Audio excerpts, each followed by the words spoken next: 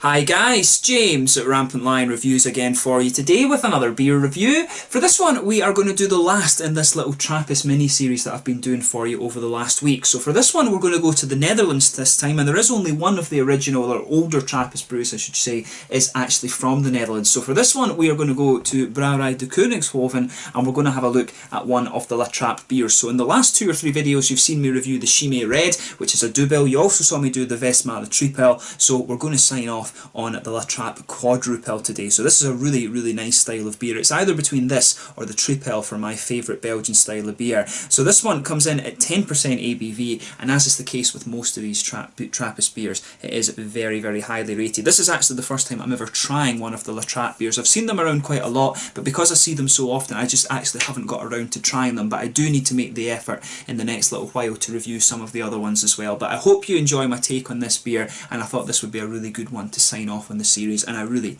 hope that you've enjoyed this. I've certainly enjoyed reviewing these beers for you. But anyway, as is usual with my beer reviews then, I'll tell you a little bit about the brewery. If you want to get straight to the tasting, of course, just fast forward. All the usual links are in the description below. That's the brewery website, the link to my future reviews that hopefully I can do from Brouwerij de Koningshoeven and the Trappe beers. Very first time I'm trying one of their beers, like I mentioned. There's all the usual social media. If you want to see more beer reviews, do please consider subscribing to the channel. The whole channel, of course, has a geography-based tagging system, so you can go into the homepage and search for beer based on country, city or state, whatever it is you're interested in. Do check out the playlist of beers from different countries. There is one there, of course, for all the Dutch beers that I've reviewed for you before. There's a great standard of beer over in the Netherlands these days, so I really do recommend that you go there and try some of their beers. But as always, please do get in touch and let me know some of the other beers and breweries that you guys would like to see me review. It's always great to hear from you guys, and the support that you give the channel is hugely appreciated. So anyway, to tell you a little bit about Brouwerij de Koningshoeven and Trappe then. So as I've mentioned to you before, the Trappe beers are produced by the Koningshoeven Abbey, which is known in Dutch as Abdij onze Lieve Vrouw van Koningshoeven. Apologies if the Dutch pronunciations aren't quite correct in this video, by the way, but this abbey was actually founded in 1881 in Berkel-Enschot in Noord-Brabant in the Netherlands, and the abbey is part of the order of Cistercians of strict observance who are Roman Catholic, and that seems to be the case with quite a few of these Trappist abbeys. But in the 1880s, the situation that was faced by the monastic orders in France was becoming increasingly difficult, and the monks of the Mont de Cats Abbey in France feared that they were about to be driven away from their lands, so they started to look for an alternative place to have their monastery. So Abbot Dominique Lassaise sent Father Sebastian Vaart to the Netherlands, where he had military contacts, and through his former lieutenant Antoine Arts and also Father De Beer of the CMM brothers, he met a guy called Caspar Heuben who owned some farm buildings which were known as de Schapschuy, and these had actually been built by Crown Prince William back in 1834 just outside of Tilburg. So Abbot Lassaise didn't originally want to found a completely new monastery, but he was persuaded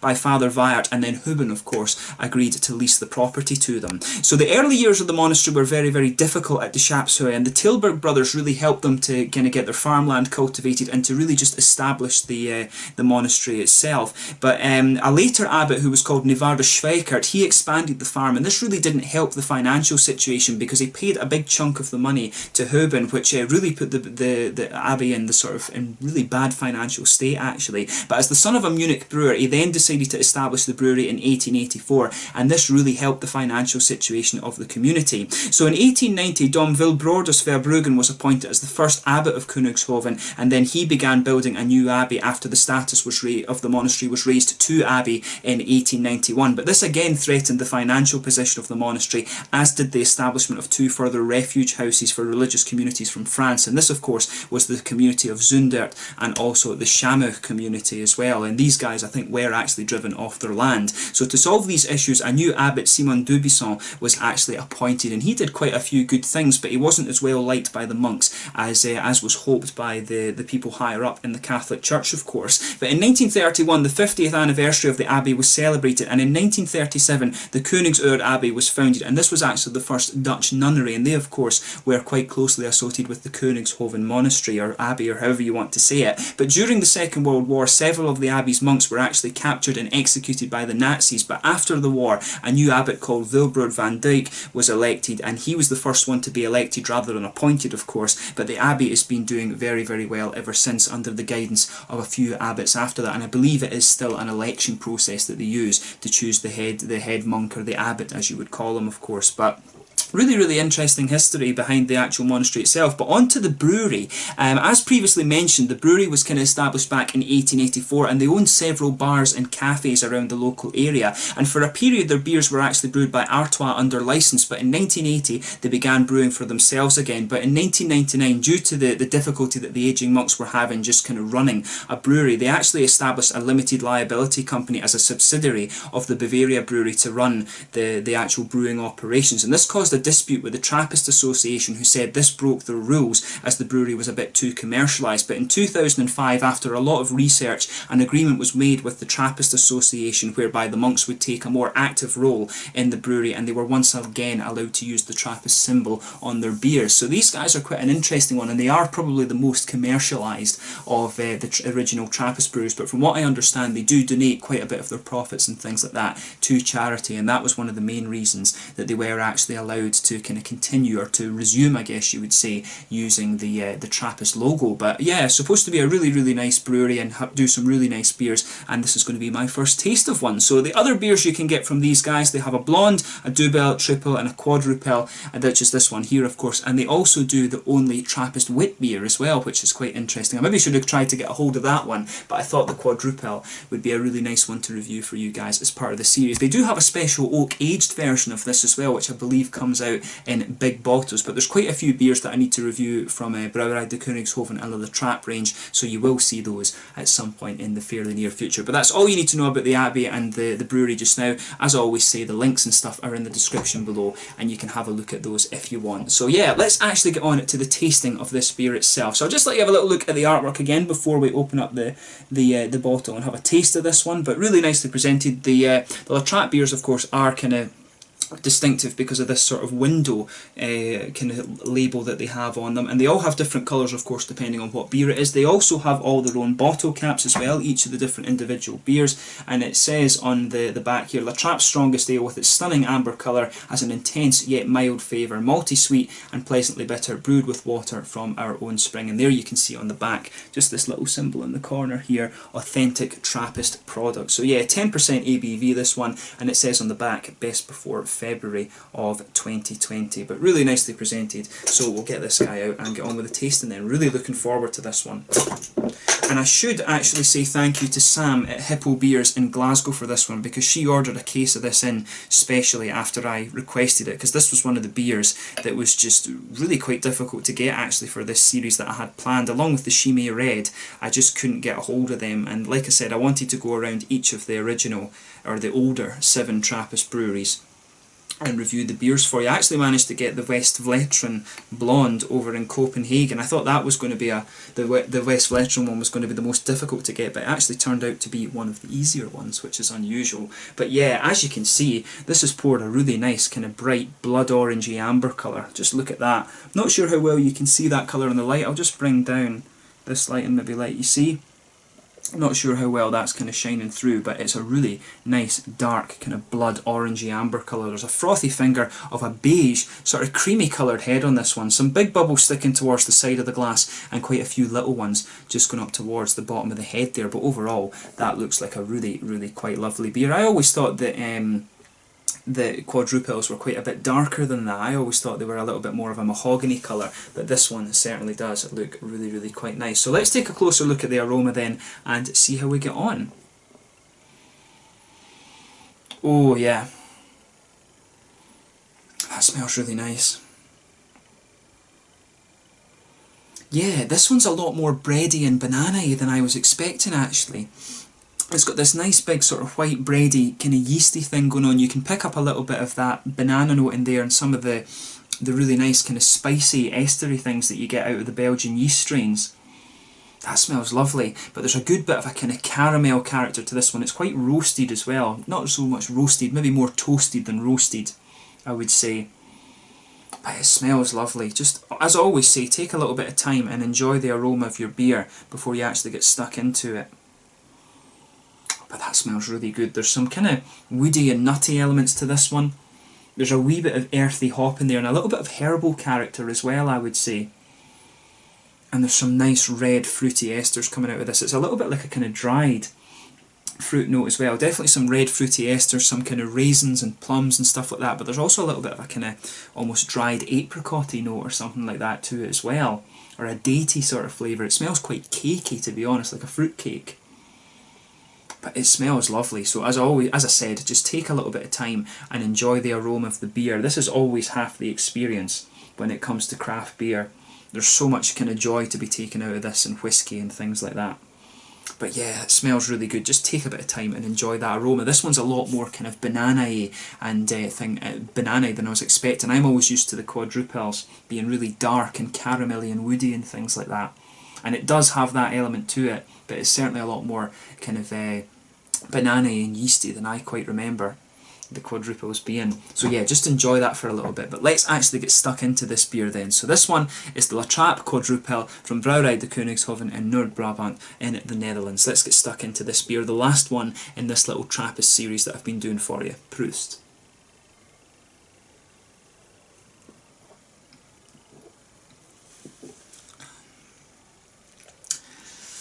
Yeah, that is really, really nice. That's a beautiful beer. I don't know why it's taken me so long to get around to trying these La Trappe beers. I think I've said that with a couple of these Trappist breweries in this series, because you do see these beers fairly often, and when you go to a beer shop as a beer reviewer, you do just buy the things that you've never seen before, because you're like, oh, I'll maybe never see that again. And I don't know how often I've seen the quadruple, but you see the double and the triple from La Trappe fairly often. But on the basis of this beer, I'm a bit disappointed in myself for not having tried these a little bit sooner, because this is lovely. The quadruple, as I've said to you in this series, the quadruple and the triple are probably my kind of favourite things when it comes to Belgian beer. I mean, the saisons, the blondes, the bruins, they're all good beers. The standard of beer when it comes to Belgian and Netherlands style beer is really, really nice. But the quadruple and the triple are the ones that really stand out to me.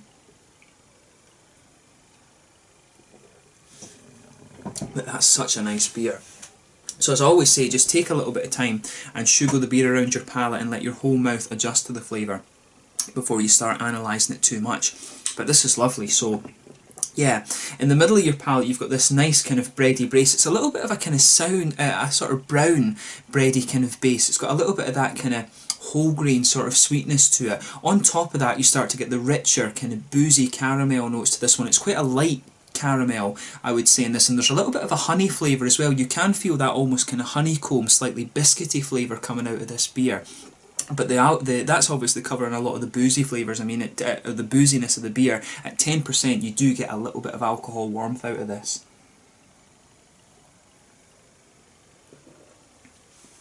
But that's lovely. It's really, really good. It's got a nice sort of cakey flavour to it, and as you progress further and further into the aftertaste, you really start to get some of these nice kind of woody and nutty undertones out of the beer. It actually has quite a bit of a, it's not quite hazelnut, maybe like a sort of praline note. I'm getting quite a bit of these kind of praline, nutty flavours in the middle of my palate.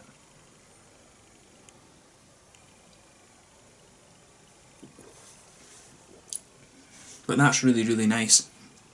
Oh, I could drink, you could sit and drink this all day, and that's one of the dangerous things with these Trappist beers and the big Belgian style beers, is that they're so high in alcohol, but they cover it so well. They're actually very, very easy to drink when you consider the alcohol percentage. But this is a beautiful, beautiful beer. It does have this slightly kind of medicinal cough syrupy quality. Again, as you progress further and further into the aftertaste, that sort of fruit cakey,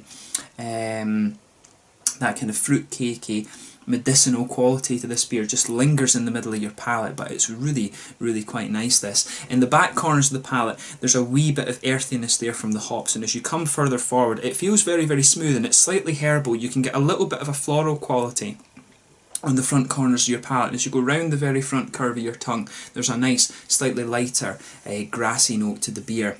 But the hops are very, very smooth in this. They certainly don't take the forefront of the beer. It's all about the sort of malt and esters in this one. It really is just a cracking, cracking beer, this. As I've said to you before, in terms of the flavour profile, the quadruple probably is a little bit closer to the double than it is to the triple. The Trappe is always a kind of nice golden beer, and it sometimes usually has a good bit of hoppy presence to it as well, whereas the Quadrupel is a bit more of a kind of malty, yeasty kind of beast. But they're both lovely, lovely beer styles. As I say, the Quadrupel and the Trappe are probably my two favourite styles when it comes to the traditional Belgian beers. And this is really nice. The way that the kind of woody and nutty flavours come out of this into the aftertaste, and then they just kind of blend together really nicely with that sort of cakey, fruit cakey character to the beer. It's just lovely. So in terms of the fruitiness of this beer then, you can feel that little oily bubble just coming, just rolling out on the very front curve of the palate. You can feel those nice, juicy, fruity esters coming out of this beer just behind your front curve of your palate.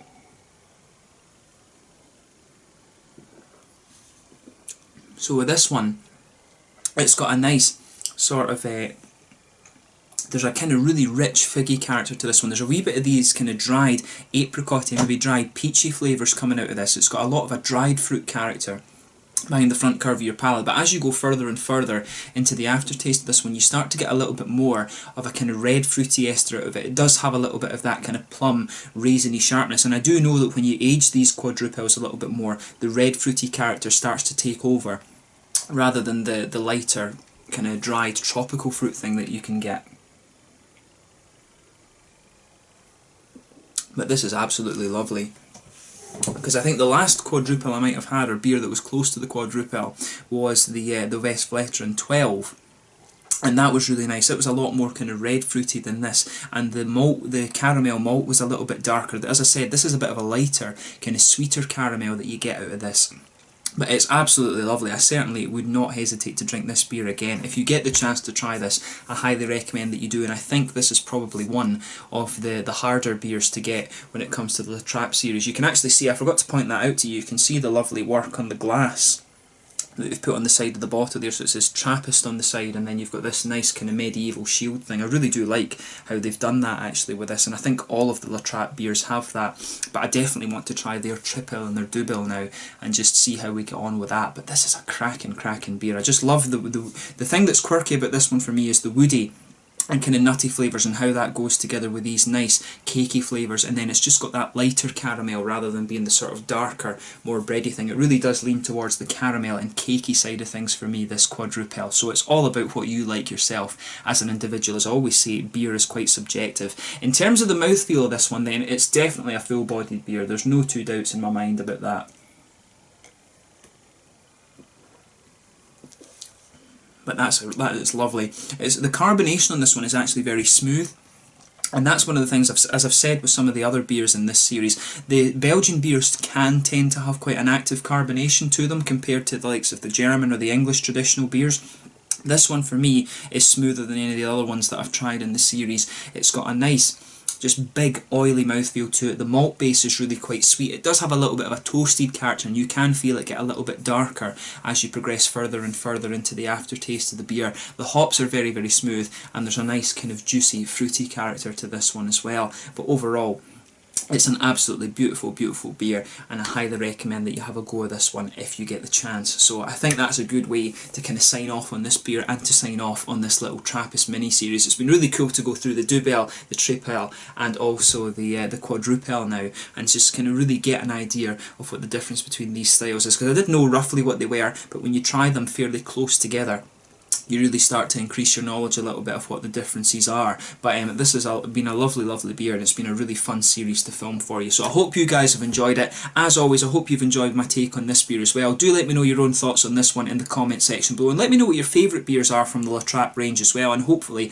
I can return to these guys in the fairly near future and review some more for you. I might try and get the Triple next and just see how that one comes across, but the Quadrupel is certainly a lovely, lovely beer. So yeah, until the next time, Slanger just now, and I will catch you guys very soon. Make sure you like, subscribe, share, all the usual YouTube stuff, and do check out my social media. But most importantly, make sure you try some of these Trappist beers from the Netherlands and from Belgium, because they really are a good part of beer history, and they're just generally really, really nice beers. So until the next time, Slanger just now, and I will catch you guys very soon. The La Trappe Quadrupel from Brouwerij de Koningshoeven in the Netherlands. Cheers.